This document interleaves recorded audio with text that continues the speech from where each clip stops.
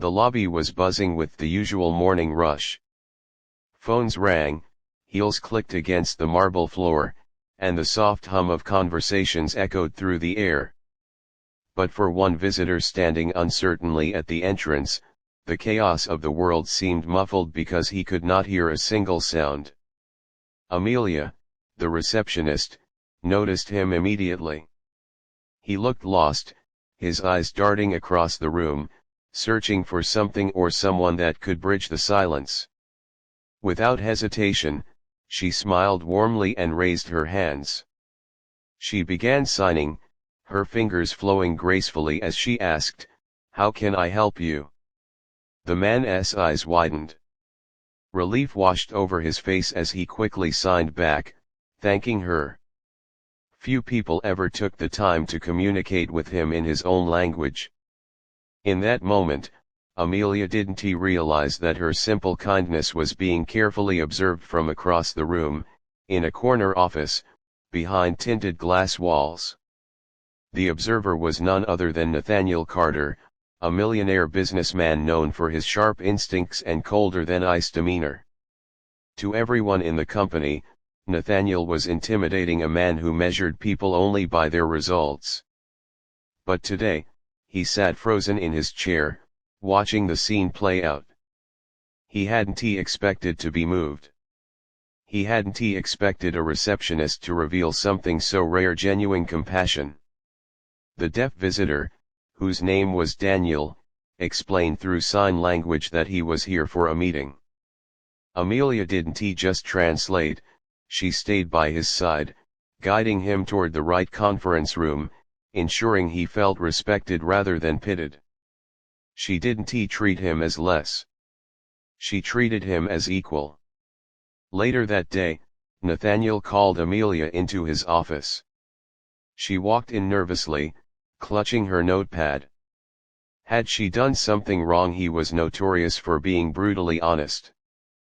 But instead of the stern scolding she expected, Nathaniel asked a simple question: "Where did you learn sign language?" Amelia's voice trembled slightly. "My younger brother is deaf. Growing up, people ignored him, mocked him, or pretended he wasn't there. I promised him I'd never let anyone feel that invisible if I could help it." Her words struck Nathaniel deeper than he cared to admit. He leaned back, silent for a long time. For years, his wealth had built walls around him, walls of luxury, of status, of isolation. But Amelia's sincerity broke through effortlessly. Still, challenges lay ahead. A week later, Daniel returned, this time to negotiate a business deal with Nathaniel's company. Other executives whispered their doubts: "How can we conduct business with someone who can't even hear it? Slow everything down." Nathaniel watched as Amelia once again stepped in, calmly interpreting Daniel's words. But when Daniel signed something unexpected, Amelia froze for a moment before relaying his message. "He says that people underestimate him because of his deafness. He says he's not here for pity, he's here to prove that his work can speak louder than any voice." The room fell silent. Nathaniel stared at Daniel, then at Amelia, realizing the truth in those words. The challenge wasn't Daniel's hearing loss, it was the prejudice and impatience of the world around him. Despite resistance, Nathaniel decided to move forward with Daniel's proposal. But the backlash came swiftly. Shareholders accused him of risking profits. Executives warned him of failure. Nathaniel faced his own test: would he stand by what felt right, or would he fold under pressure? As weeks passed, the project progressed. Amelia worked tirelessly, balancing her receptionist duties while helping bridge communication gaps. Daniel pushed himself harder than ever, determined to prove his worth. There were days of frustration when meetings dragged longer than usual, when misunderstandings caused delays, when Daniel felt the sting of subtle discrimination. Amelia was there each time, reminding him that his silence didn't mean weakness. And slowly, the tide began to turn. The project succeeded not just moderately, but spectacularly.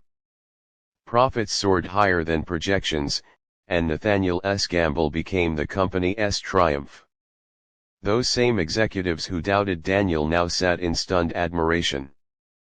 But the most profound moment came during the celebration event.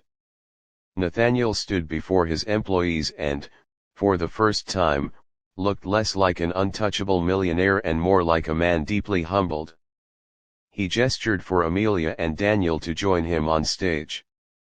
Then, to everyone's astonishment, Nathaniel lifted his hands and signed clumsily, but sincerely, "Thank you." The crowd erupted in applause. Amelia's eyes welled with tears, and Daniel smiled wider than he ever had. For them, this was more than success, it was validation, respect, and the breaking of invisible barriers. From that day onward, Nathaniel implemented a company-wide program for inclusivity, including sign language training sessions, accessibility upgrades, and new hiring initiatives. Amelia was promoted, no longer just a receptionist but the leader of an entire department dedicated to diversity and employee support. The message spread far beyond the walls of the company: greatness isn't measured by titles, wealth, or even abilities. True greatness is found in compassion, in seeing others not for what they lack, but for what they can give. Nathaniel, once a man surrounded by riches but starving for meaning, finally understood.